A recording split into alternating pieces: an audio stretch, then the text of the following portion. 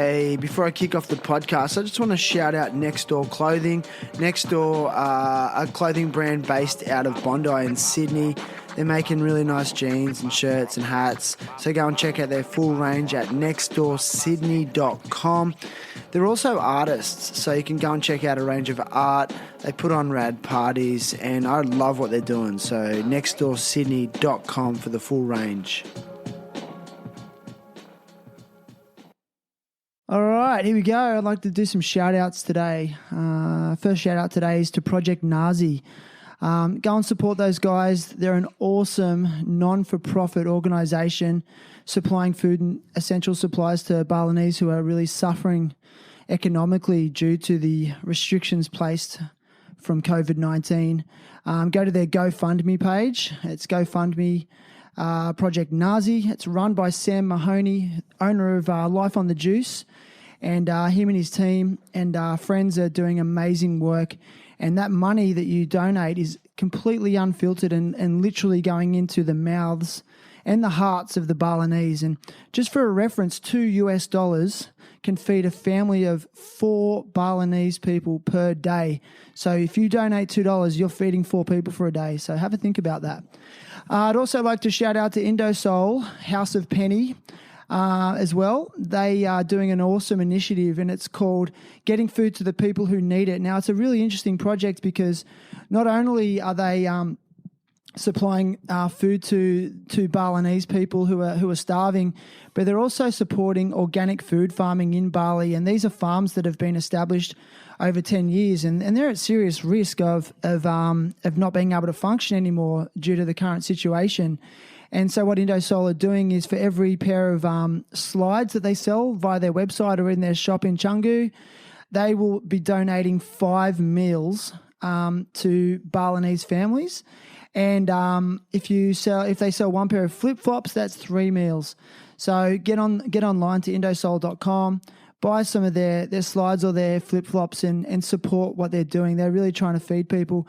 They've also got a thing with Community Assist. And if you buy a T-shirt, 100% of the profits from that T-shirt will supply 20 meals.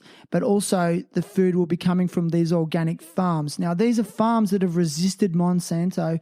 They've resisted multinational overtaking. And they're really trying to supply nutrient-dense food to people. So get away from the corporations, support small business. I'm having a good time. You are? Yeah.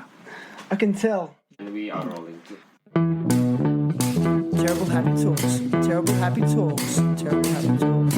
Terrible happy talks. Today's guest is Jarryd Rees. Jarryd is a skateboarder, videographer, photographer, short filmmaker, youth worker, and when he has any spare time, he works in a skate shop. In his role as a youth worker, Jarryd supports young people with a history of challenging behaviour who have been displaced. He supports them by being available to listen, he converses with them and shows kindness. Fundamentals that many people take for granted, yet so essential to building self-esteem in an individual. Today, Jarryd is with me to discuss his skate video production company Vinyl, share his journey, experiences, challenges and hopes for the future. Jarryd Rees, welcome. Thank you, Shannon. I appreciate it. Dude, brother, it's so good to have you here. Cheers. It's good to be here. What's your day been like? What's a day in the life of Jarryd? Today? Or should I say J-Rad? No, just go with Jarryd. Dude, that used to be your nickname. Yeah, in high school it was J-Rad, yeah. Day-to-day life, like as in today, what I do today? Yeah, how's your day been? What have you been up to? Well, I just got off night shift. I worked at the youth home last night, and so I got home at about 6:30 a.m. and I just slept until about 10:30, and then my roommates woke me up with some music, bit of Smashing Pumpkins, which was nice. Dude. And then my roommate made me a smoothie, and now I'm here. I love that your roommates are listening to Smashing Pumpkins. Like, that's so 90s, bro. Oh, definitely. We're all been frothing it. Hey, would you say like the 90s are currently influencing you? Yeah, definitely. I feel as though they are. Like, obviously, the 90s was really influential in like skateboarding, and so yeah, I definitely would say so.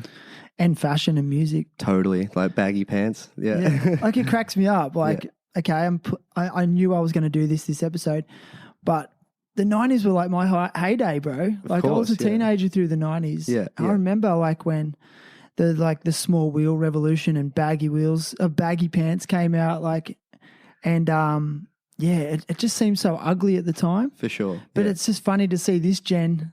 It always changes. I feel as though, like, I don't know, give it like 5 to 10 years and skateboarding will be back to tight pants again. It's just like where it's at right now. But I'll probably just keep the baggies on. It's funny, like I'm a step behind the game because I'm still in the tight pants. Phase. Of course. Yeah, I didn't keep up. It's so funny. Yeah, I noticed, and like I've seen a few dudes, like, you know, you've got your chain wallets and stuff like that. Yeah, it's rad. It's rad. I think it's just cool to identify with whatever and just express yourself, how you feel. I agree. And I still feel like it's still unique to your generation. It's not like it's just been tweaked. It's not exactly 90s. It's just influenced by 90s. Yeah, totally. So it's interesting, bro. Yeah, man. So like you work as a youth worker and you do shift work. Like, how's that experience been for you? Like, how long have you been doing it for? So I've been doing it for about 10 months now, and it has been pretty good. Like, it's been an awesome opportunity to save a lot of money, which I've been stoked on.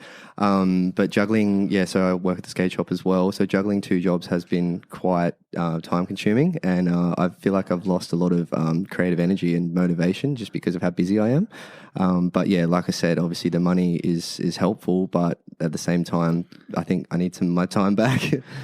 Like, you're realizing that, are you? I'm realizing that now, yeah. So it's like, obviously, yeah. So 10 months later, that's what I'm discovering is like, I think I need to sort of go back to my roots and just sort of work a bit less and just sort of like focus on the things that I want to focus on, like video editing and stuff like that.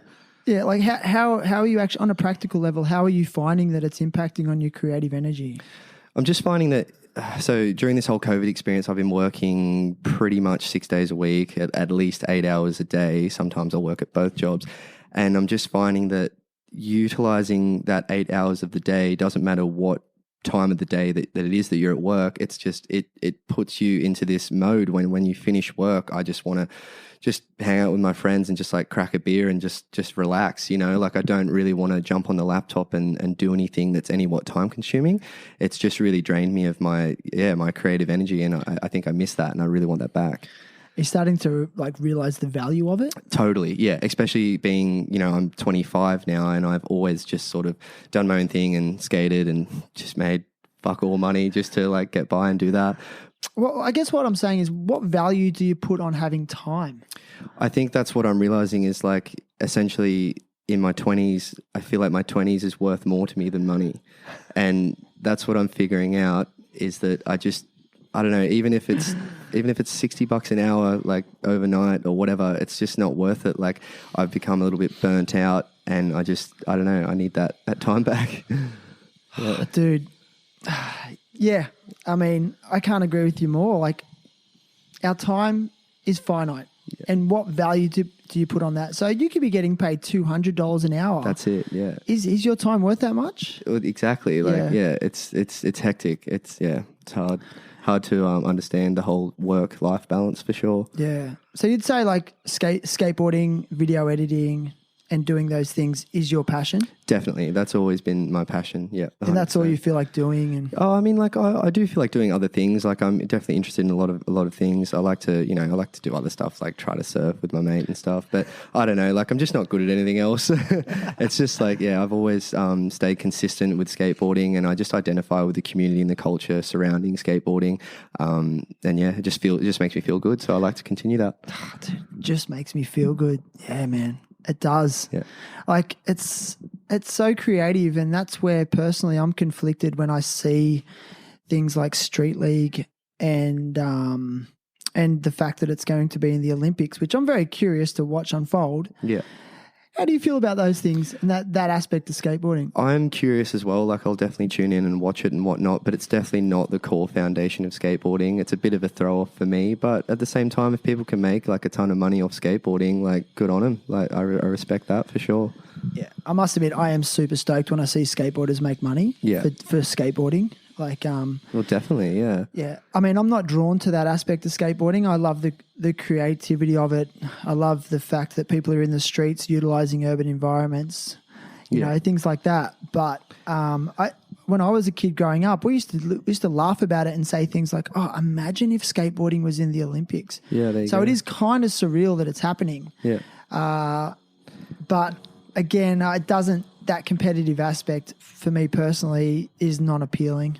Skateboarding is just such a crowded market these days that it's like if you can make money off it, then you might as well do it because there's just so many people skateboarding. Like if you know, obviously on your phone, you see like different skateboarders every day and everyone's amazing now. Like everyone is so talented. Everyone is, and it would be so hard to crack, you know? Like totally. only such a small percentage actually make a living out of it. Exactly. Like imagine how many amazing skateboarders don't skate anymore because they couldn't make a living out of it. Oh, 100%. Like if you're in your 20s in Australia and unless like a couple of people in the industry throw you a bone, like it just doesn't work out and you just have to get a normal job, even though you've like dedicated your life to it and just put your body on the line for so many years. Like it's hectic, man. It is hectic. Like I was listening to an interview with Richard Mulder. He used to skate for Girl and Chocolate years ago and amazing skateboarder, amazing street skater.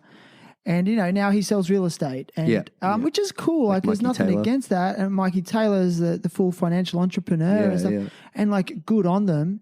And I do think, like, skateboarding lays such a foundation for when people do transition to other jobs. Oh, certainly, yeah. Like, I know for me personally, it has really just taught me so much about life, like that whole notion of you fall down, you get back up again, falling down, that whole process of falling down, getting back up, falling down, getting back up. Yeah.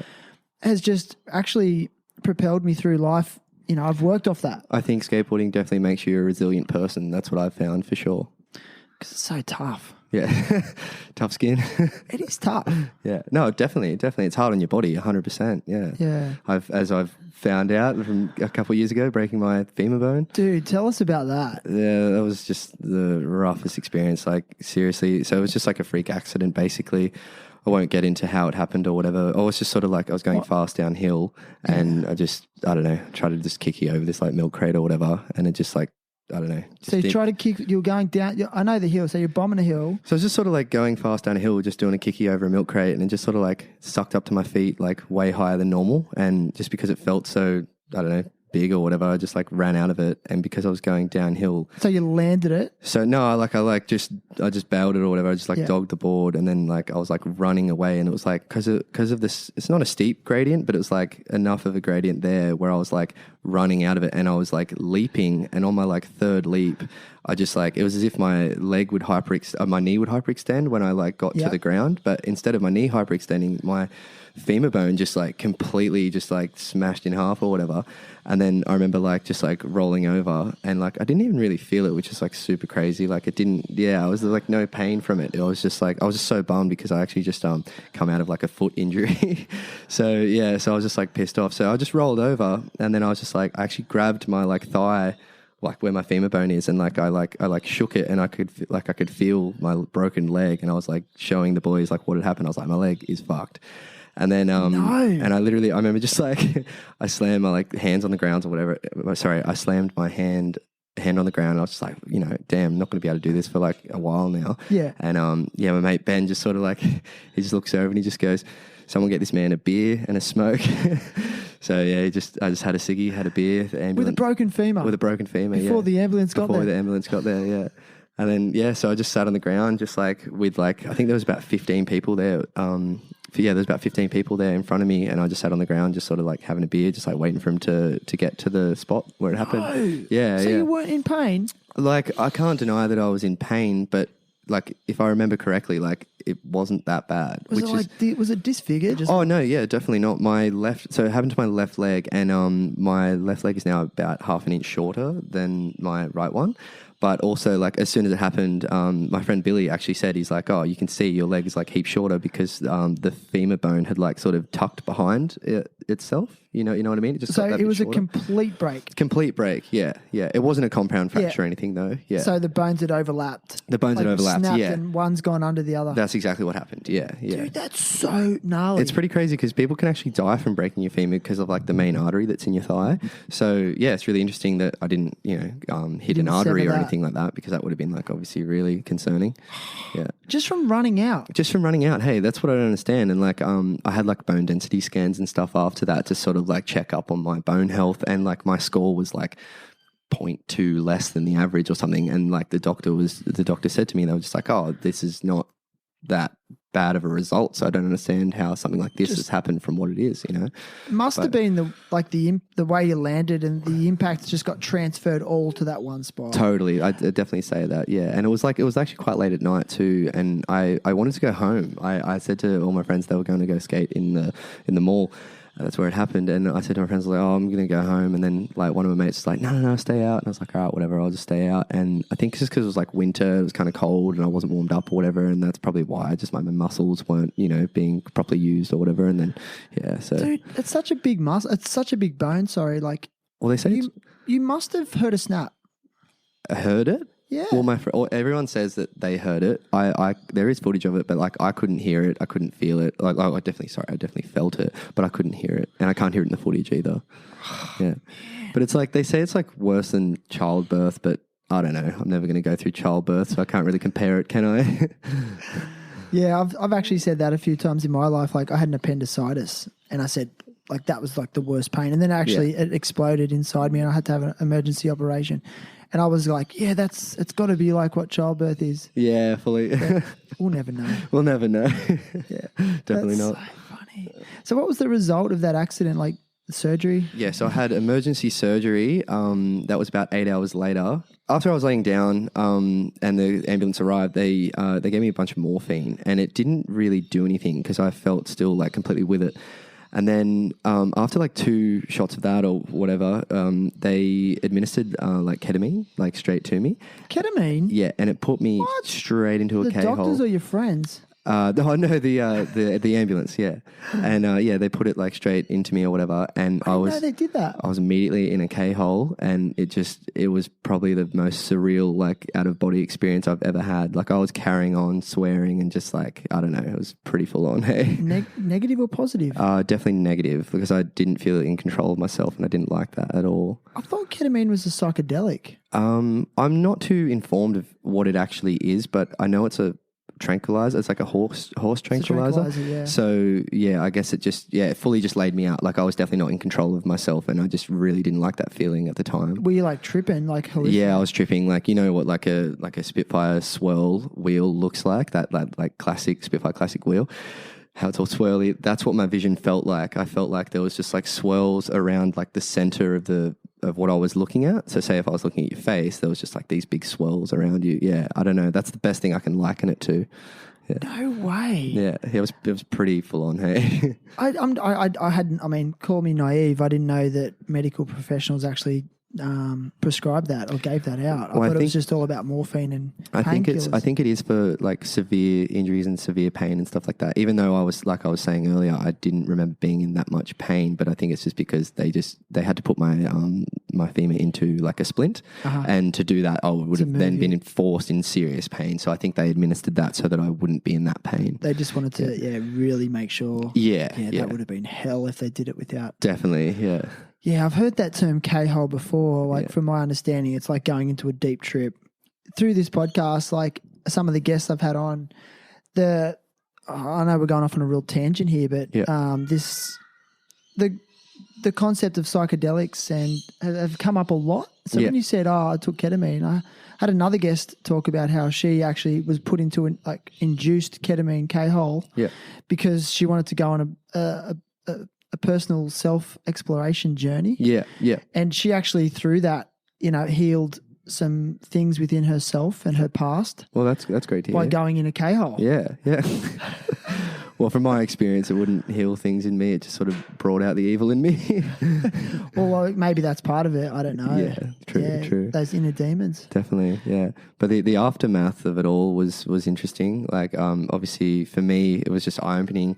Just I now really just like, I'm so empathetic with people who have disabilities and whatnot, because I was on crutches for 3 months, and then I was on a walking stick for 2 months, and I couldn't skate for a whole year. I never thought I'd skate again, to be completely honest. And just really empathetic with people who have disabilities now. See, that's really inspiring to me, because I was watching you skate yesterday, considering you had such a horrific injury. Dude, you're skating so good. Thank you. Thank that you. frontside blindside you did on that block was so smooth. Like it was just Thanks. a warm-up trick. And that thing had no wax on it. Very little wax. Yeah, no, I don't know. It's like I feel very good to be at the point where I'm at with it all now. I think I've like toned it down a whole lot, and I just like, it's just purely for fun. I just like hanging out with my friends and going skating, and that's all it's about. I can tell. Not trying to impress anyone or anything anymore. It's definitely pretty low key these days. It's funny, not trying to impress everyone, and then the byproduct of that is that you actually impress people. But going back to post injury, being on crutches and being debilitated, which would have been gnarly. Like what was the rehab program like? Were you going to a physio regularly? Maybe you could explain to us like what was going on in your head. Did you go through some depression? Yeah, it was honestly like a terribly depressing time for me. Hey, like at the time, it was only like a month or two prior. I actually lost my mother to cancer, which was just obviously to have those two things happen in the same 6-month span or in the same year or whatever. Yeah, it was terribly depressing, and I didn't realize how unhappy I was until I came out of it, until a year later when I realized that, I could skate again and whatnot, and just how much fun that is.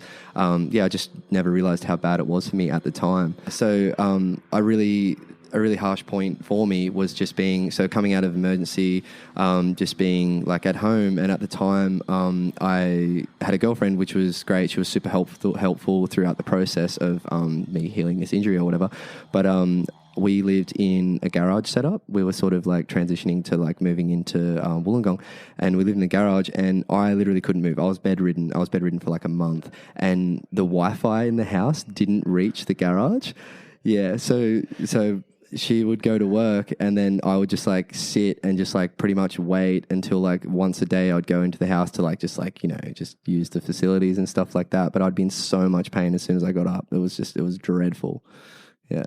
Wow. You couldn't leave your room. I couldn't leave a room. Without Wi-Fi. Without Wi-Fi, exactly. And I would if I really wanted to, I could get up and I could muster up the courage to go and put on a different DVD or whatever. But I ended up just watching I think I just watched Prison Break or something. Just got back into that. Did you get super lonely? I wouldn't say lonely. I don't think I felt lonely. I just felt like I was missing out. Because I've always been someone who just sort of utilizes the day. Like to me, the day is the best thing. Just to go and do something and just hang out with people and, talk shit or whatever. It's always the best. And I feel like I lost a lot of my self-identity. A bit of an identity crisis, not being able to skateboard anymore. But I sort of picked up surfing with my mate Jordan at the time, so that was very helpful. What, after the injury? Yeah, so once I could walk and stuff again.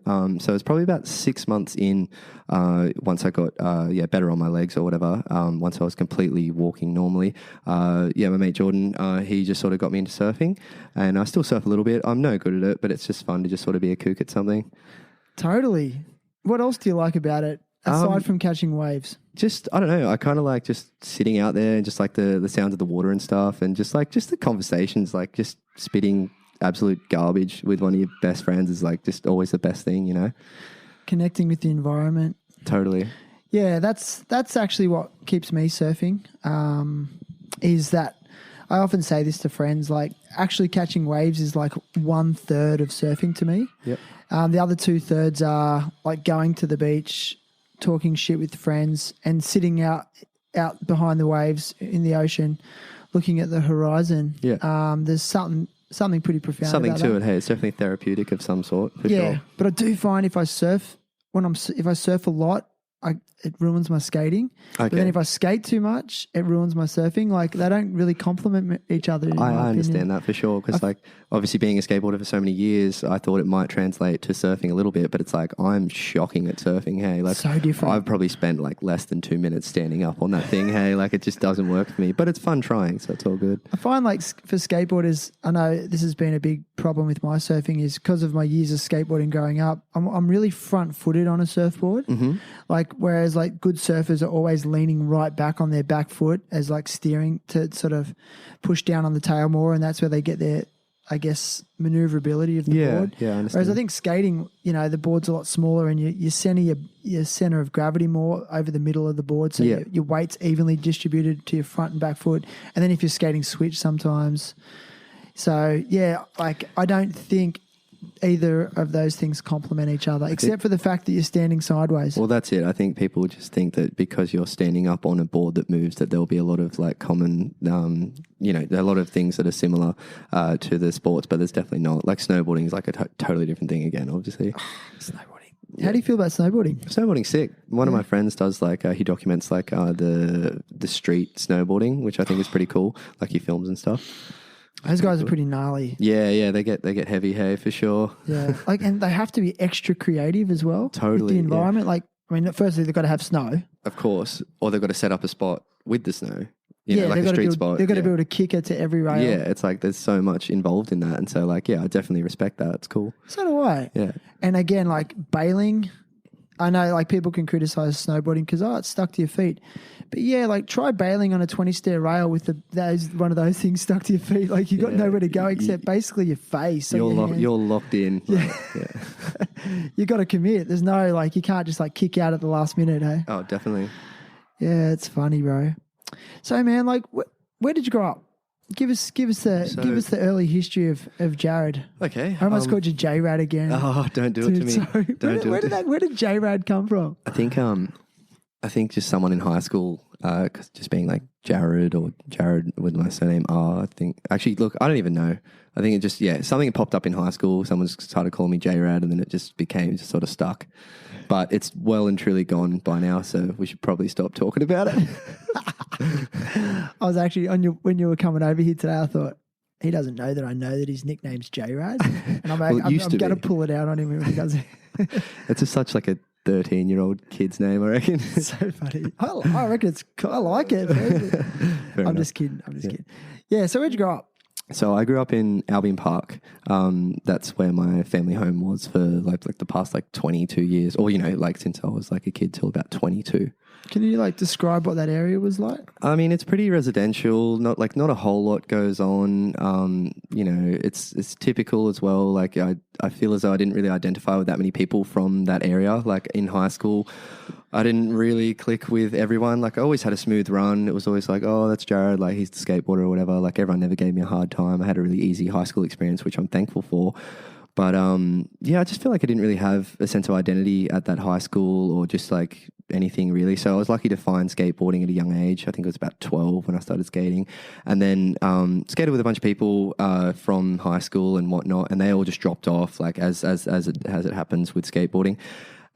Dropped off one by one, and then eventually, I think at one point there was probably about 12 of us who rode skateboards from the high school that I went to, and then at one point, I think it was about year 8 or year 9, there was only me. It was like I was the last person left, and I was just like, what is this? Like, what's changed? And I started branching out a bit. I started catching trains and stuff, and going to Sydney and just meeting people, and that was awesome. A good experience at a young age.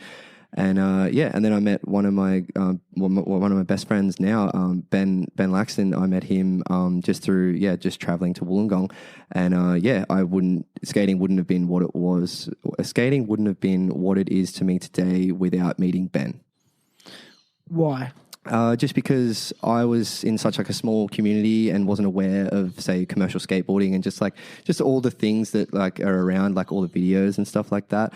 I was really sheltered, and I didn't realize at the time. I'd see the odd magazine and think, oh, that's cool, but I never really realized that you could sort of be creative with skateboarding. And so I met Ben, and Ben made videos, and I always found it, I found him on YouTube, and I always just found his stuff really amazing. It just gave me a great feel and whatnot. So we ended up, just becoming friends from basically YouTube, or it might have been MySpace. What did you like about his videos? The style of them? Just the style of them, just the way he would show his friendships with these people at a young age. I think he was so young when he picked up a camera. He's probably only 12 or 13. I just think Ben really just captured a really nice aesthetic to what he was filming, and just everything that he did showed friendship, and he always chose good songs and stuff like that, and that really drew me in. Yeah, you connected with I guess the visuals and the way he was portraying. Yes, definitely portraying how he seen the world. That's and how it. he seen the scene. Exactly. Do you think that's the power of filmers like Beagle? For Beagle? Baker. Yeah, for sure. I mean, I love Beagle. Totally. I think he's one of the first filmers in the history of skateboarding that really has his own fan club. Oh, definitely. And like just for him to sort of film Baker 3, like I know he didn't edit it, but for Baker 3 is like probably one of the best videos of all time, you know? It's amazing. And yeah, like, I don't know, Beagle's just like, it's cool because like obviously he just does that whole friendship thing and he just bees himself and like, yeah, it's fun. He shows fun. And how he shows fun Yeah. and how he just captures more than like, obviously skaters getting the tricks, but a lot of the times when you watch skate videos, like you're watching skaters do these rad tricks or gnarly rails but you don't actually see that at that time there might have been some junkie like harassing them in the background or like two bums having a fight or a security guard giving them shit. Like you don't often see that. Although skate movies are starting to show those background stuff more. But I think it's because of Beagle, he sort of really tapped into that. I definitely agree. You know? That whole hijinks sort of stuff. Like, yeah, it I mean, definitely. they've even like the Baker crew even coined that term hijinks to describe what I just said. Yeah, like, totally. Yeah, it's like they created a new word. totally. Yeah, no, definitely. It's rad. Like I love their creativity. Same. Yeah. Actually, I got a bit of a story about Beagle. I seen him in Bali last year. Beagle in Bali. He was in Bali. He got remarried there. Like was he with his dog, dude. that Murdy dog or whatever? No, he was with his wife. Okay. But he DJ'd at this. He just DJ'd at some really small venue where there was about 20 people there. This is music to my ears. It's hilarious. And it was like so random. Like, and unless you actually knew about skateboarding, you would never know like that it's Beagle. So I seen this really small poster on a wall in a cafe that said, "Oh, tonight at House of Canggu, DJ Beagle DJing." I'm like, Beagle? Like not Josh Beagle because that's who he's named after. What's his real name? What's Beagle's real name? Isn't it Josh Beagle? No, Josh Beagle was the actual pro skater that he looks like, and he got the nickname Beagle. But anyway, cut long story short, I'm like, is that really Beagle? So I remember I sussed it out. I was like, no way, Beagle's he's in Bali. And I checked out his Instagram and he's like, yeah, I'm DJing it. How's it?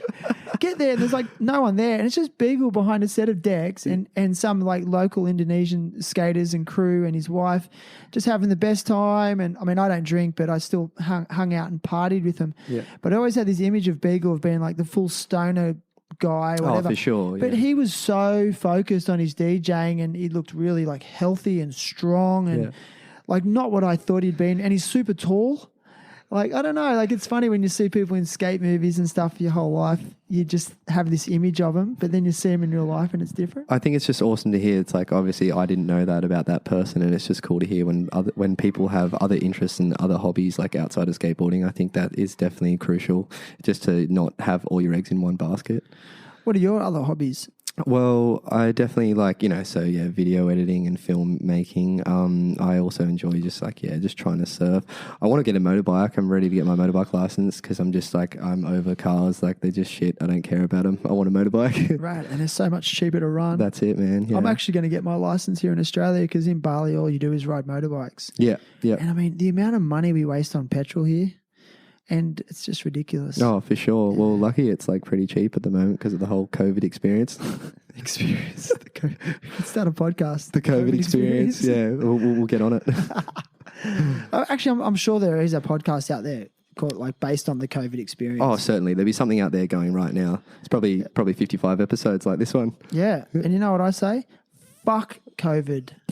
Fuck the COVID experience on every level. I agree. Like that's part of why I've just been working way too much.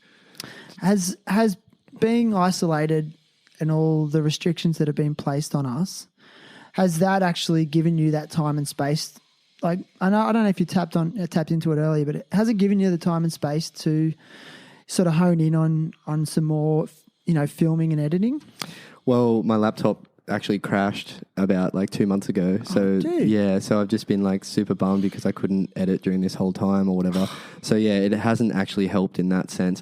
But in terms of isolation, this whole COVID time, it hasn't really put me in isolation because even though I live in a 2-bedroom apartment, I actually live with 5 people at the moment, which is hilarious. Is it a full skate house? It's like, yeah, it's definitely a skate house. So it's like my good mate Tim just moved down from Sydney and he and I jumped on the lease and So yeah, just had us two paying. So his girlfriend crashes quite a bit, and like she's awesome. And then I actually just before this whole COVID thing started, my mate from Canada, Wes, he came over just to like have a bit of like a summer holiday or whatever, and he was just crashing, just spending time with us, and he's actually stuck here. I know. Yeah, which is just like so insane. Hey, but it's been fun. So it's just like us four, and then my really good friend Brandon as well. So what, you got people in the lounge room? People in the lounge room, just doing whatever. Like 2 in a bedroom? 2 in a bedroom, yeah. Do you have your own bedroom? I have my own bedroom, yeah. Like sometimes one of the boys sleep with me. It's pretty chill. You're the boss. Oh well, yeah. I got the main. You got bedroom. the lease. I got the main bedroom somehow, but it's like. Yeah. Is everyone pitching in? Yeah, we're about to get underway with that. No, I don't know. I don't really ask anything of them. It's just sort of. I don't know. Like I just feel like I just have such a good time with these people that it's like I don't really care about that. You know, like it doesn't like. These times mean more to me than like, $50 a week or something like that. But yeah.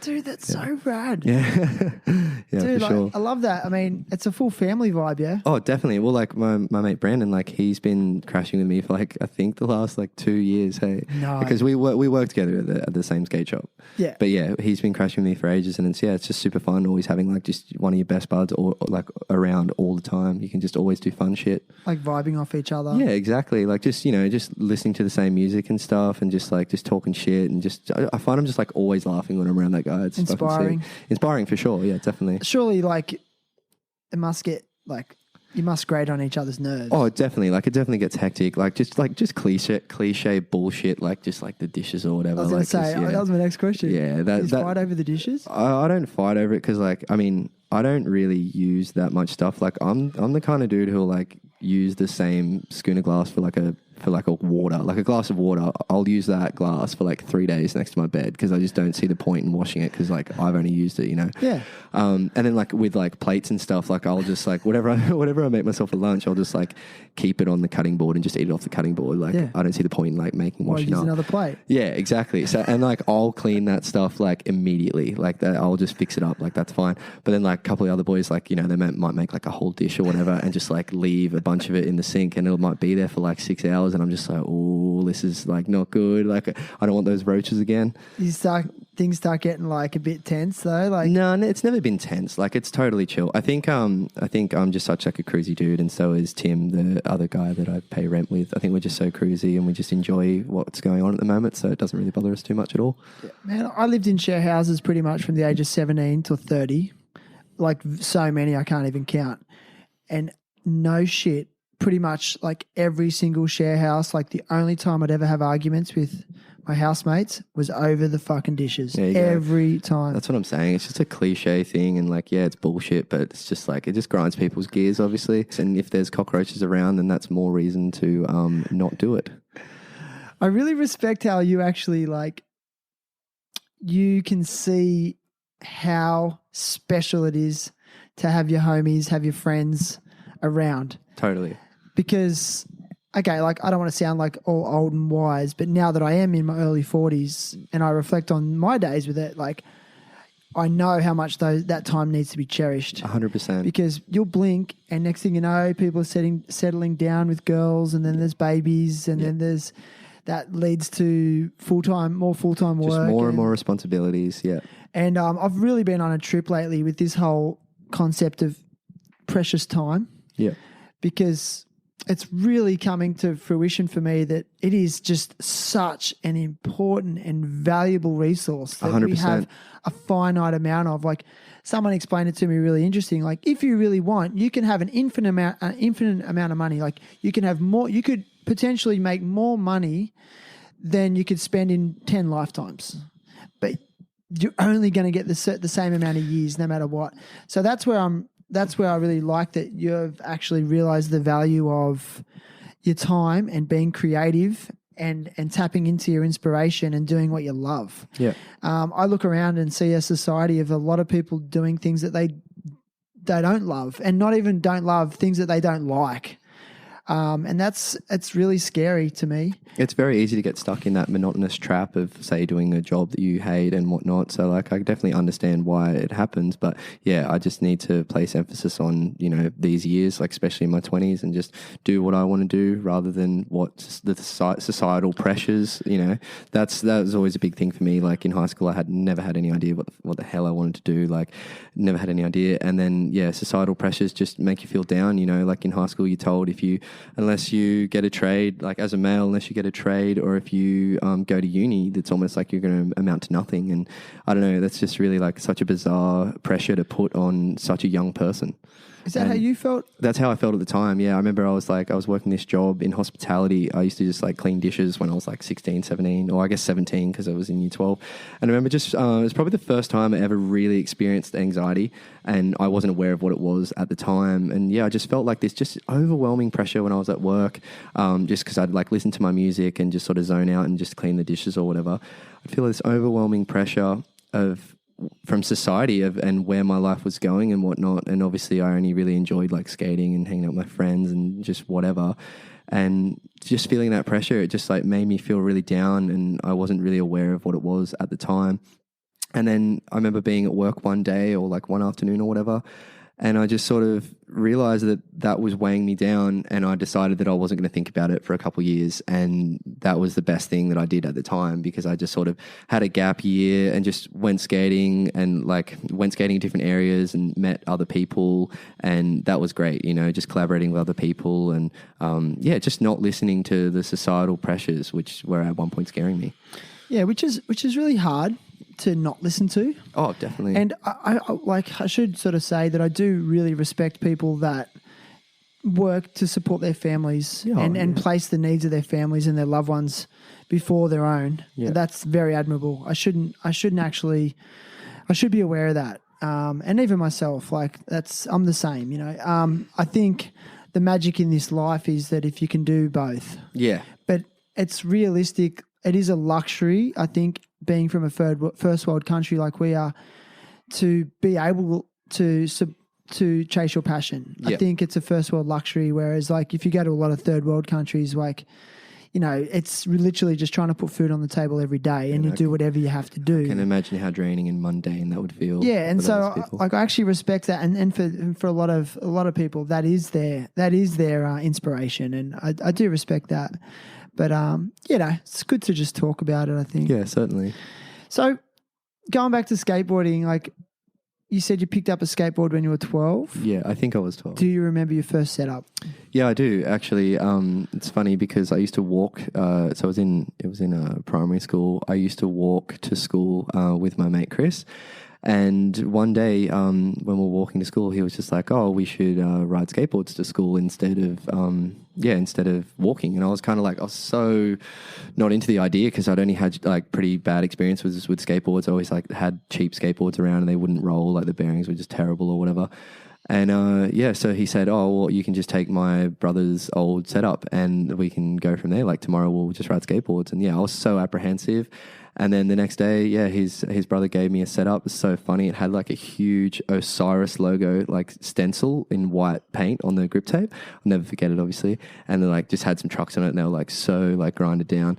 And that was my first board. And yeah, we started riding to school, and yeah, it just clicked. It just felt good, and just continued doing it for, I guess, 13 years now. Amazing. Okay. When did you learn to ollie? How long did it take? Maybe like, obviously I don't exactly know, just because your perception of time is very different when you're younger. Probably it felt like 6 months, but it was probably like a month or two in, and I remember ollieing off a curb or like off a gutter, and just being super stoked. And like, were you hooked straight away? Definitely hooked, very consumed straight away, 100%. Yeah. Yeah, I was the same. Yeah. I remember the first time I ever seen a skateboard, I was like a few houses down. I was like playing in the street.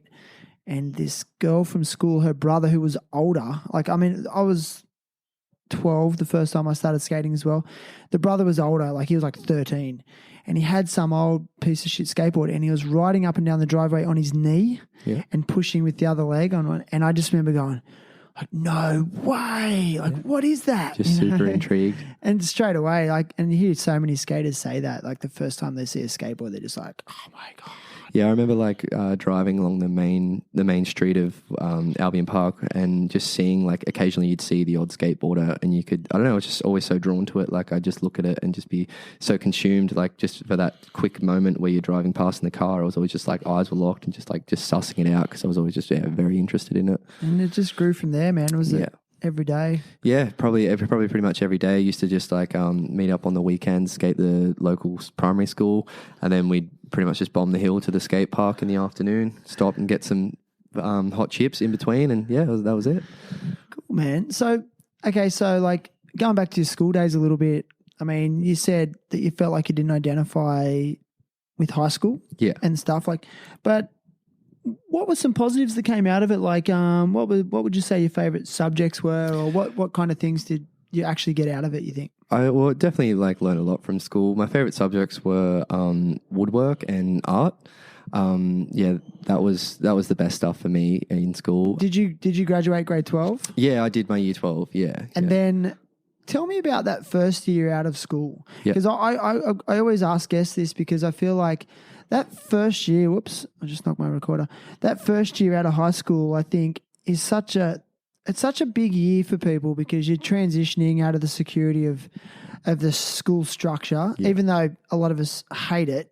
But it does provide a level of security because it gives you somewhere to go every day and something to do. Totally. So, like, how was that first year out of school for you? What did you do? Well, so that first year out of school, I remember saying to my mum at the time, it's like, I'm having a gap year. Didn't even know what the hell it meant. I just obviously knew that you were having a year off.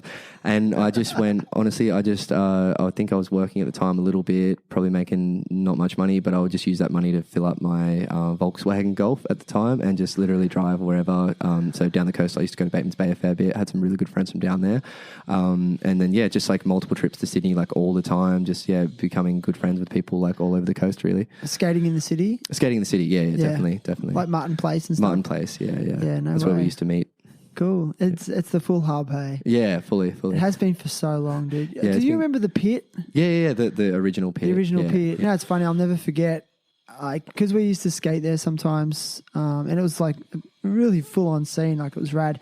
And as you were saying that, I just had this image. I remember Joey Lyons in the pit. Like there was a huge crew there one day, and he was just cruising around. And like they had these little ledges in the pit, which was like the first step of the amphitheater, basically. And I remember he did a half cab heel flip nose slide as clean as you can do it. I've seen the footage. It looks sick. Hey? Yeah. And I just remember like the whole crew. There was like probably 100 skaters there. Like it was the full amphitheater. Everyone's on show. And I mean, I think so many amazing Australian skateboarders emerged from that time. And I remember the whole crew just like, whoa. And it was kind of like this moment, I think, that maybe Joey blew up. Yeah, right. There you go. Yeah. I don't know. He was definitely interested to hear his take on that. Oh, for sure.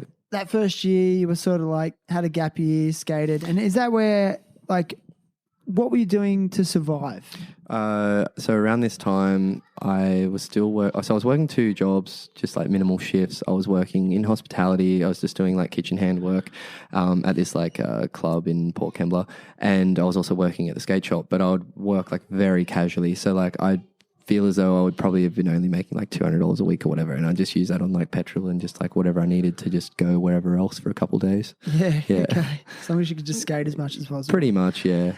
And like I know you're really into filming, and making video like skate vids and clips and stuff, correct? Yeah. Like when was that passion really born? Was it born in that first year, or has that just been from the start of skateboarding? It's definitely like documenting skateboarding has always been a passion of mine, but it definitely became a lot more prominent when I became friends with Ben. Just because, like as I was saying earlier, just his videos and stuff, he really opened my eyes to like how good you can do it, even though we were so young, or like he was so young. That's when it became really prominent. It was when I was around like 16, 17 and just like hanging out with him. Right. And so is he the guy that you work on vinyl with? Yeah, so I do vinyl with Ben. Like multiple of my friends are involved, obviously, but we started it together and that's our thing. Yeah. And is it safe to say you're going for like a bit of a low res vibe? Yeah, definitely. Like it's, I just want sort of like, sketchy, so sort of like, hang on.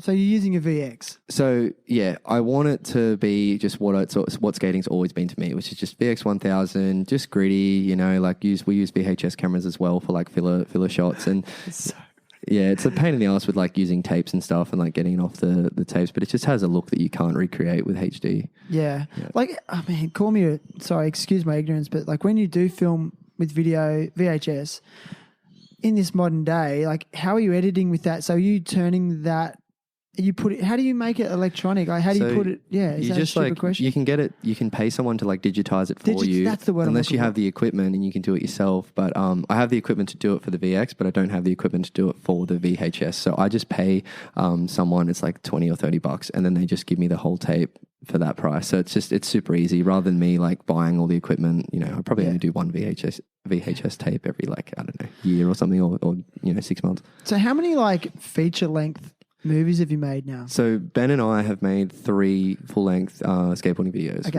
what's the first one called? So the first one's called Get Main. He named that. I don't really know why it was ever called that, but so he named that one, and then I sort of jumped on board later on in the process of that, like very later on actually. Okay. In terms of filming, editing? In terms of filming and editing. So I edited the whole thing with him, but I probably filmed, I don't know, probably like 20 clips in that video. I wasn't using a VX1000 yet. I was just sort of like, just jumped on the bandwagon with him to edit. Rad. Yeah. And like, what's the second one? The second one's called Dogbox. That was more my personal project because Ben sort of dropped off for a little bit. And then I was hanging out with Billy Loveday and Darcy Corbett heaps at the time, and they were just amazing. And because we were together so much, I just felt as though they had to be documented. So I ended up buying a VX and just filming those dudes all the time. And so I started making my own project called Dogbox during Ben finishing Get Main. So yeah, and then we ended up working on that together because it came out much later. Oh, it was only a year later than Get Main. Amazing. And the third one? Third one, it was a bit of I wouldn't say it was a bit of a battle, but we filmed for that for like 2.5 years, and we just didn't really have a name for it, and it just sort of became, Ben and I knew we wanted to do something in terms of like making like some sort of video label, I guess you'd call it, and we just, it never really clicked to us until later on that we should call it Vinyl, and so that video was called Side A because so on the disc, like obviously you've got your Side A, Side B, and Side B is like the bonus footage or whatever, so just kind of like an actual physical vinyl. Sick, dude. Yeah. I love it, man. Like, and I just love that you're doing what you guys are into. Like, you're not trying to keep up with anyone else. Well, that's it. Yeah. Is that a good description? Yeah, I'd say so. I mean, like, within the industry, the format now is definitely HD 16:9 footage, like, which I love. Even like Baker have gone that way. Hey? Exactly. Like, I'm all about that. Like, I think that is awesome, and like, I really love like the feel of it and whatnot. It's just I've always used VX. My whole footage library is VX, and I think as long as the camera works, I'm just still going to continue to document with VX because I've just always loved it. Yeah. It is. It does have a different feel, and it's just on that Friends feel where, I don't know, HD feels a little bit more serious to me, and like none of our friends ride for anyone. Like, it's not legit. Like, it's just purely for fun, for pure enjoyment, and that's why I like to continue it on the VX. Yeah, so in a lot of your movies, like it's documenting like the local scene, the whole community, local skaters, and giving them like a platform. Essentially, yeah.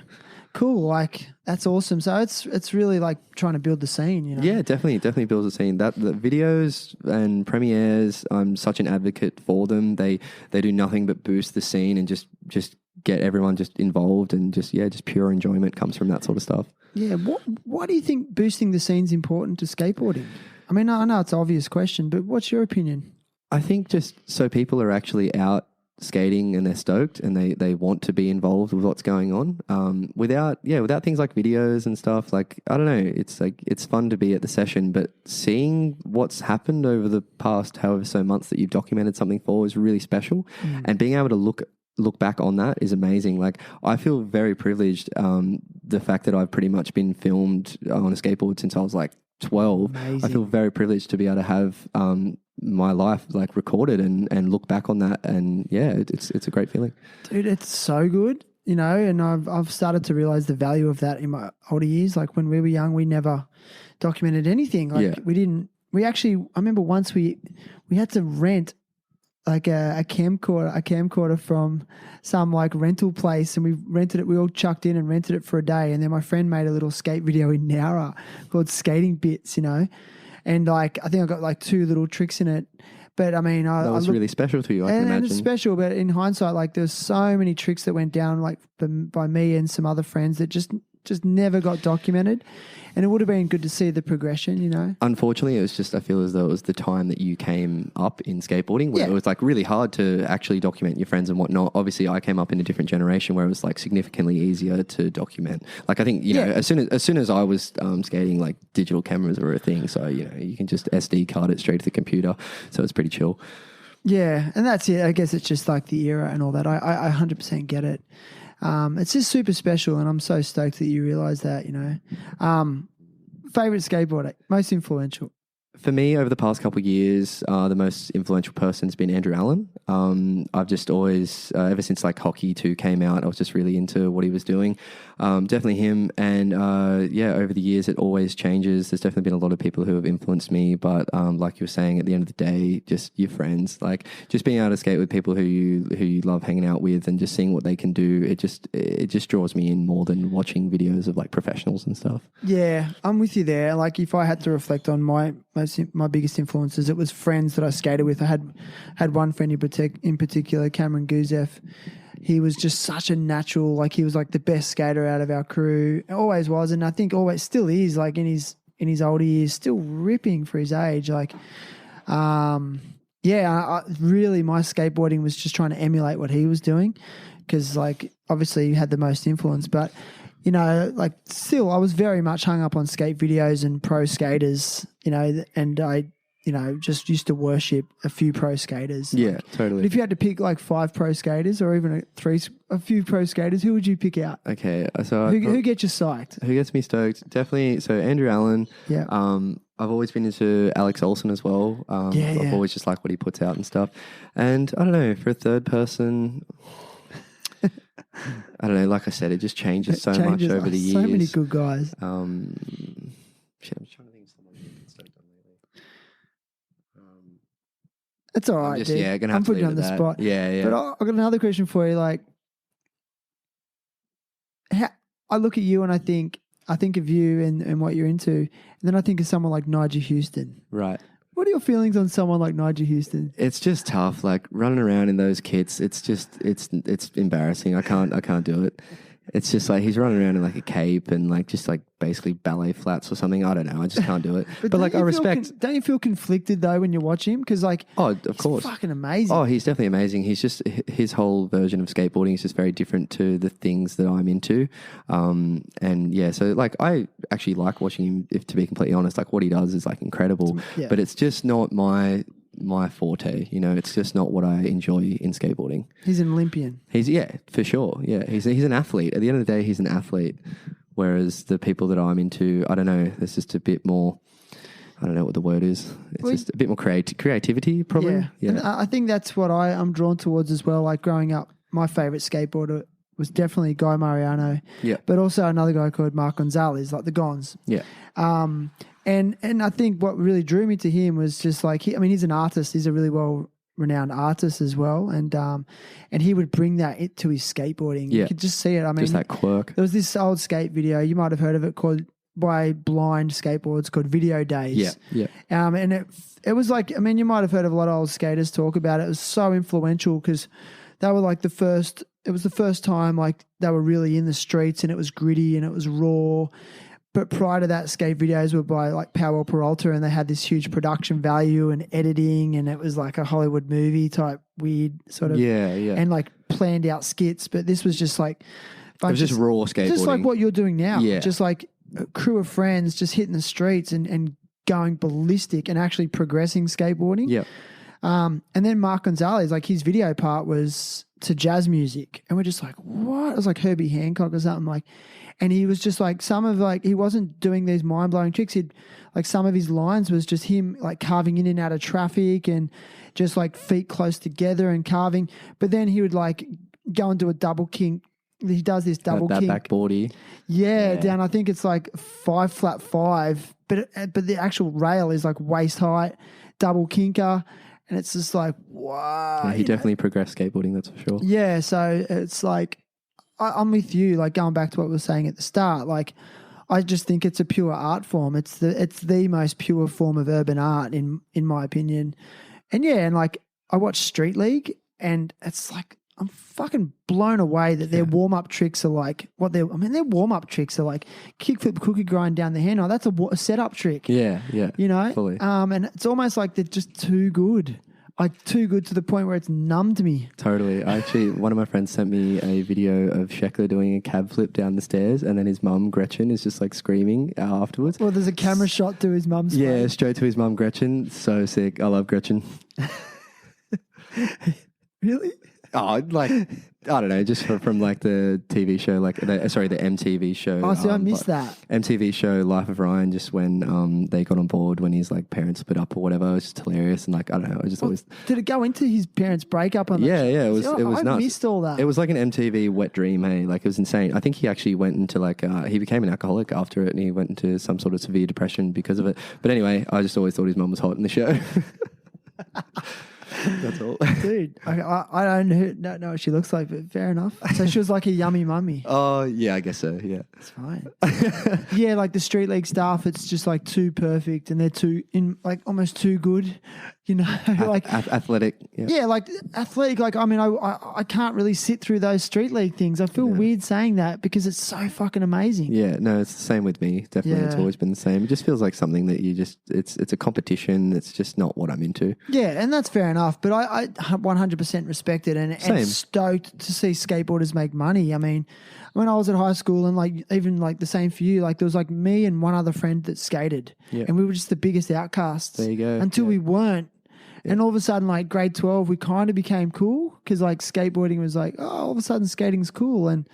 But we were still always an outcast. And even now, even though skateboarding's hit the mainstream more, I still feel like an outcast when I cruise around on my skateboard. Yeah. Do you get that vibe? Yeah, there's definitely something there where you just sort of always feel like you're doing the wrong thing. Like, you know, because I'll bomb the hill from my house to like the shop. And yeah, every time, like obviously you just get heaps of people like staring at you and stuff like that. And I don't know, I kind of like it though, because I don't really give a shit what those people think. And I think it's cool. Like I'm doing something that I enjoy and you're just walking like, fuck that. It's exactly what I think. But I mean, I was really self-conscious for many years. And now I get a vibe sometimes, like people look at me like cruising around on my skateboard, like even yesterday. And, you know, it's kind of noisy when you're on the footpath and people like they're walking and they sort of freak out like, oh, you're going to run me over and stuff. But then they kind of look at me like, you're too old to skate. Yeah. You know, I get that vibe now. But now I'm just like, I feel sorry for you that you're not skating. Yeah, for sure. Yeah, I think that would be like your own mental thing though, of like feeling too old for it. I don't think anyone really thinks that anyone's like too old for skateboarding, but I understand what you mean for sure. Yeah, I've got issues, dude. I've got mental issues, but let's not go there. Anyway, listen, bro. You're a youth worker. I'm really stoked to hear that. I've known you for a while. I've known you since you were younger, and I really feel like it's very nice to hear that someone such as yourself is working in that field. So how did you get into it? So I got into it. So after I had that gap year, I decided I wanted to study something at TAFE, and I was looking in the community services sort of sector, and I found that, there was like youth work was an option, and I just sort of felt like it was a good idea because I used to, pretty much any skate park or whatever, if you go to the skate park, there's always a youth centre next door. So I just felt as though if I get involved with the youth centres, I'm going to be doing things surrounding skateboarding. That's what I thought. And now I found that like, you know, youth work's not really anything to do with skateboarding, but they do correlate to some degree. And so that's how I got into it. I just did a TAFE course and then just started doing it. Yeah. And enjoying it? Yeah, enjoying it. It could definitely be challenging though. Why? Just because I work with kids with traumatic pasts and challenging behaviours, you can get treated like shit like quite a bit, but I don't know, it doesn't really bother me too much. I just sort of just push through and just support the kids no matter what. That's rad, man. Like, how do you approach like kids that are displaying like negative behavior towards you? Like, what's your strategy? Do you just keep it super mellow? Or? Keep it super mellow, just like, you know, cool, calm, collected sort of vibe. And just, I don't know, like if things are really escalating, just like I've found just like not engaging and just like distancing yourself for like a little while really helps. But yeah, it's never personal. That's the thing. If anything's going on, it's never personal. It's just always because of their backgrounds that something is up. So, do you feel like you're being of service to the world? No, only because I feel as though I don't work with enough with enough kids or like teenagers, sorry, because I work with teenagers, like 12 to 18. I don't feel like I'm working with enough kids that I'm actually doing much for the world, Yeah. Like, what's the situation for a lot of them? Like, have they been displaced? Have they been kicked out of home? Usually usually they actually hate men, which I can understand. Usually there's a lot of like sexual abuse and stuff like that trickles in. And then mental health issues because of said abuse. Mm-hmm. So what did you ask though? Yeah, like are they in situations where they've been kicked out of home and yeah, stuff? a lot of it's just like they don't have parental guidance or guardianship, and then that's where we come in, or in the line of work that I do, that's where it comes in, is because we support them and we pretty much become their parents. Like, I know you're only on shift work, but yeah, you just sort of advocate as their mentor for the time being. Do they show much appreciation for it? They definitely do, but the two of the kids that I work predominantly with, they're a little bit further behind mentally, so they don't show much appreciation, but every now and then they do. Yeah, so you're just like doing things like cooking and meals and yeah, just like hanging with them? Cooking the meals. Like when I'm on night shift, all I have to do is just sort of like clean the house up and stuff like that, and just make sure that they don't leave the house. Just be there for them. Yeah, just be there for them, yeah. Like provide stability. Essentially, yeah. That's the problem though, is there's a lot of inconsistency with shift work, and that impacts on the kids. Yeah. They need consistency. And do you think do you think they've been jaded by the system sometimes? Oh, definitely, for sure. Yeah. Just to be honest, like I had a really good upbringing, and I just like thank my mum so much for it. And like all the kids that I work with, I wish that they had experienced that unconditional love from a parent. I think that is just something that you can't put into words, and it just really shapes you as a person. And, regardless of my mum being alive or not, I just still really feel like blessed by that support from being a young person. Like loving you no matter what. Yeah, no matter good what. And bad. Yeah, like do like just whatever, just fuck up or just do bullshit stuff, and then just like you still had that constant support from your mum. It was a good thing. So crucial. And it just really set me on like a good path, I feel. Yeah, and like made you the man you are today. 100%. Yeah.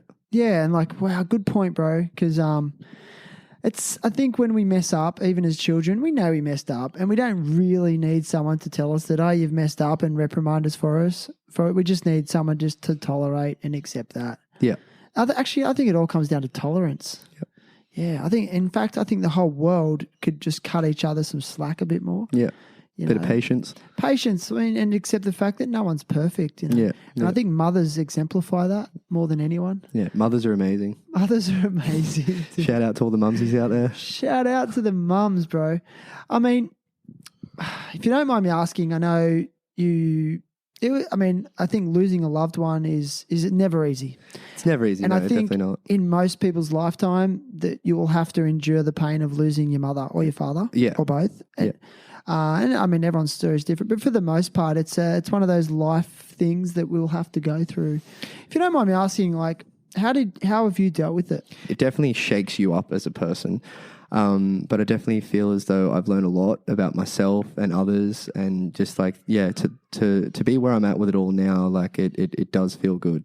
Obviously like losing someone is horrible, but just everything that you take from it, you can really take it in a good way, in a positive way. Yeah. Yeah. Yeah, man, that's rad that you've decided to take that. I mean, it'd be very easy to go down the negative route and just go, oh, life sucks. Yeah, for sure. But you didn't do that. Well, Did you have moments like that? Oh, definitely. But I think just going through something like that, it just teaches you to be resilient, and it also just teaches you that, life is precious. All those sort of cliche things. It just teaches you, like, just use your day. Like, if you got the day off, go make something. Go, like, do something. Go hang out with your friends. Do whatever the hell you want to do, because that's better than anything else, Like, yeah. Because otherwise, I don't know. No, it's rad. I agree 100%. So listen, bro, it's been epic. I mean, it's been, an hour and 15 minutes or so. Like, and I say this a lot, like I never know where the time goes. It's like every time I sit down to do a podcast with someone, it's like I go into this vortex of time, and it's like I blink and then we lose an hour. And I've definitely had that experience with you again today. That's awesome. So what's next for you, man? Like what's in the immediate future? Are you just still, living day by day, or? At the moment, I'm living day by day, like just for this whole COVID thing. I've just been cruising and just working constantly and just trying to save my money. That's what I've been focusing on, is just working and saving my money. And I don't know, I just want to go on a big overseas trip again, like either go to the States or Europe, like with a bunch of friends. Pretty much just traveling is what I'd place importance on in my 20s. That's what I'm most focused on. Where was your last mission to overseas? Last trip was to the States. It was super good. So I went to, where did we go first? I stayed in Venice Beach and skated in LA. And then after like a week of that, we went to SF, and that was awesome. And then we did like 2.5 weeks in New York, and I was with with like 5 of my best friends ever. So it was just like, honestly, just a really great time. A dreamy dude. Yeah, totally. I actually went the year before with another good mate, and that's why, because I went, I was just like, I've just got to take more people here, and just like, so people can. Did you go and check out all the spots in LA? Yeah, all the famous spots like the courthouse and just And what are they like in real life? It's surreal. Like it's almost like the ground has this like, this is what I think anyway. It's almost like the ground has this like energy that just like you just want to do stuff. You know, like because it just feels special that you're there, especially being from like Australia, and it's like all the way around the other side of the world. It just feels special to be there, and it's it's kind of nice. Inspiring. Yeah, definitely. What was the skate scene like over in LA? To be honest, I didn't really bump into that many people when we were in LA. Like we definitely did. I seen like a whole bunch of like pros or whatever like getting around, but for the most part, it just felt like we was just us, and we were just cruising, and didn't really bump into that many people in LA.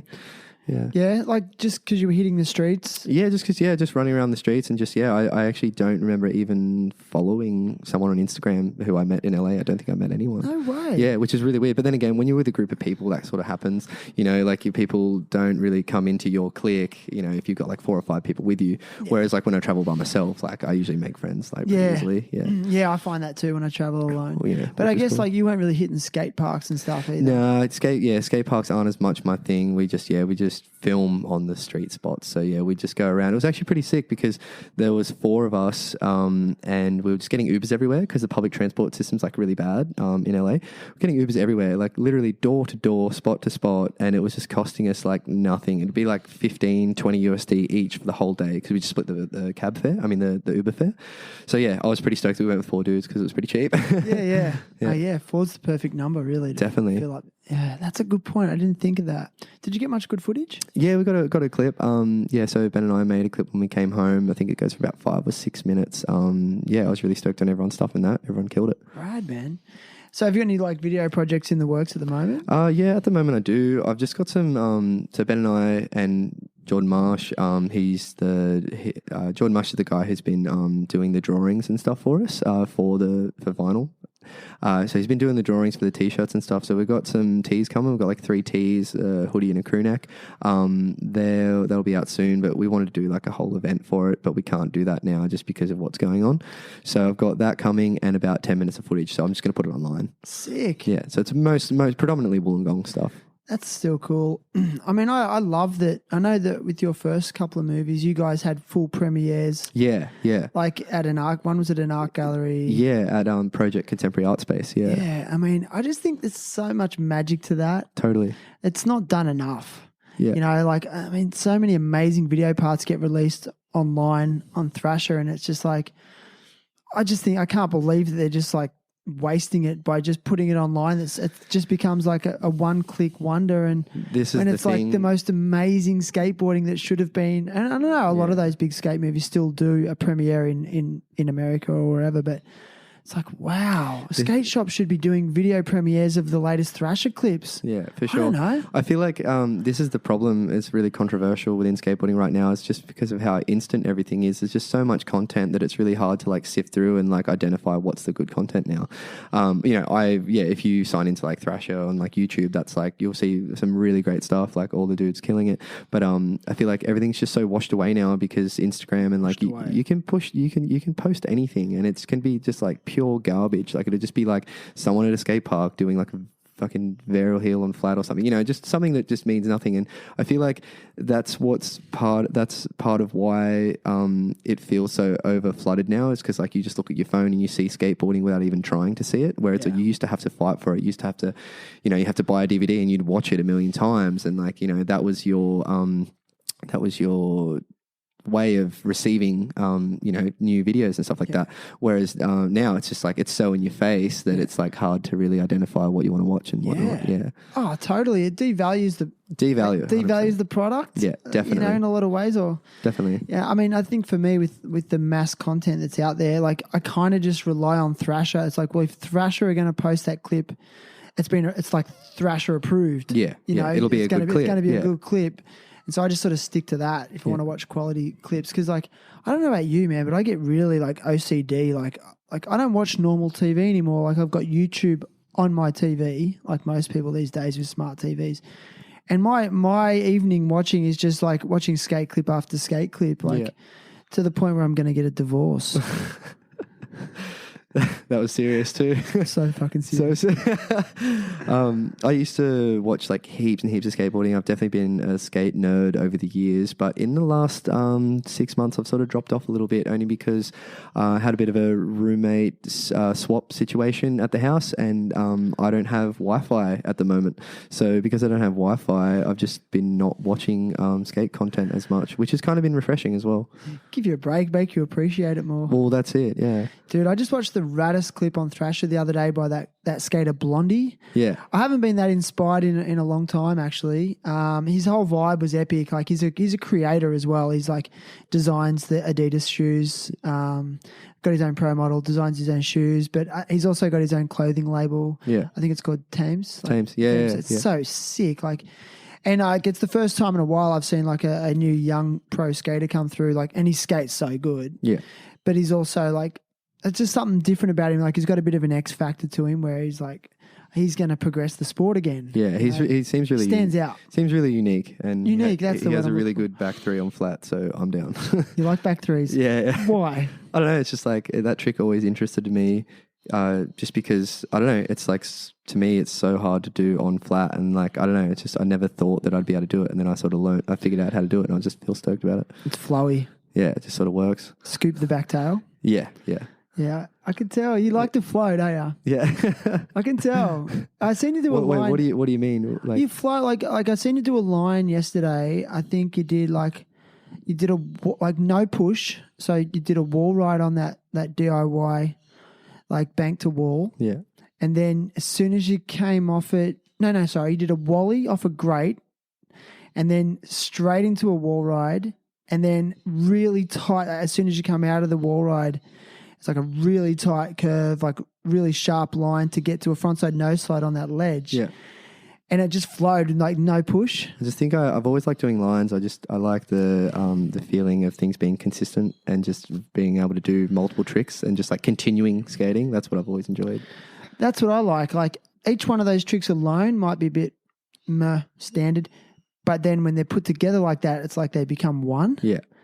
And it just then it just becomes a whole different thing to look at. Totally, yeah. Yeah, and I got this thing about when I see a no push line, something about it. You're one of those guys, yeah. Why is there like other? Oh no. There's nothing wrong with that at all. But yeah, there's like a whole Instagram account dedicated to like no push lines. Oh, is there? Yeah, your face. You're going to be stoked later. Know that, dude. What's it called? It's called No Push Lines. At No Push Lines. Yeah. Dude, I'm on you see some good stuff there. Holy shit! Is there an Instagram account for everything, dude? Pretty much these days. What about moustaches? I don't know, but there's got to be one. I've got one, but I don't have it. Are you the cover child for that one? I don't know if there's a page dedicated to Mo's, but yeah, I feel pretty disgraceful if I look at my face and I don't have this thing. It's a rad moustache, bro. Thanks, man. It's like a cookie duster. It's a bit of a slug. It is, man. Dude, has it got a bit of ginger in it? Yeah. My grandfather's ginger and my sister's ginger, so yeah, cool. I think it is pretty ginger. That's why, dude. That's why you're so rad. That's why you're J-Rad. Don't do it. I'm sorry. I can't help it. It's kind of like a dad joke. I can't fully. help it. It's a dad joke. That name needs to die. You know how dads think they're funny, but they're not? Yeah. That's what I'm going for. Well, you are like 40 now, right? 43, bro. And you are a dad, so you're sweet. Thanks, bro. Yeah. I don't know. That's all I got. That's all you got? Yeah. Well, listen, man.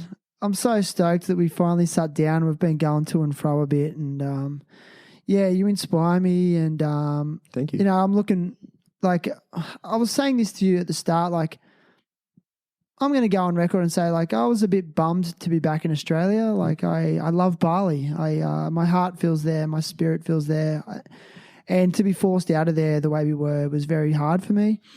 And I went through a bit of a phase there where this COVID stuff I fell into a depression, and I know there's a lot of people out there who are feeling the same way, and I just want people to know that it's okay to not feel okay in these times, because they're shit times, they're weird times, and Definitely.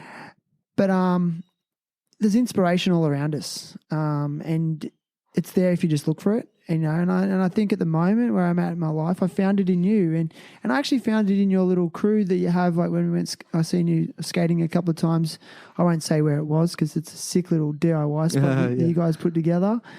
Yeah, and it just actually like sparked some inspiration in me, man. So thanks a lot, bro. No problem, man. Thanks for having me. Hey.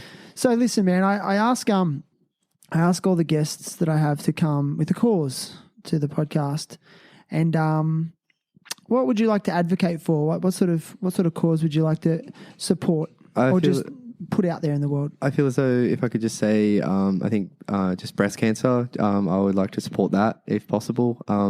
Yeah, just obviously losing a loved one to breast cancer was a pretty big deal to me. So if you can support it, that's great. Epic. So I'll put a link to either a breast cancer research, or I'll look for the most legit breast cancer awareness site, or something in that line. And that link will be in Jarryd's episode show notes, and it will follow Jarryd's episode around on all the platforms via the terriblehappytalks.com website. And there are links directly to Apple Podcasts, iTunes, Google Podcasts, Spotify, Buzzsprout, Stitcher, and you can choose the platform that works best for your device. What a legitimate list you've got there.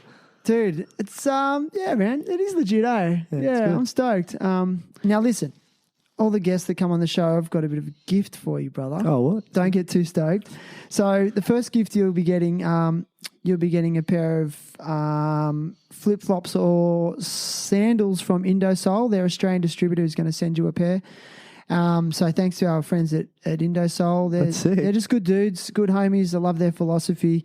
They make footwear and sandals out of repurposed motor vehicles, specifically tires from scooters in Bali. That's impressive. So instead of going to landfill, dude, they make flip-flops out of it. It's so rad. That's awesome. And it's like they've actually prevented something like 100,000 tires going into our land.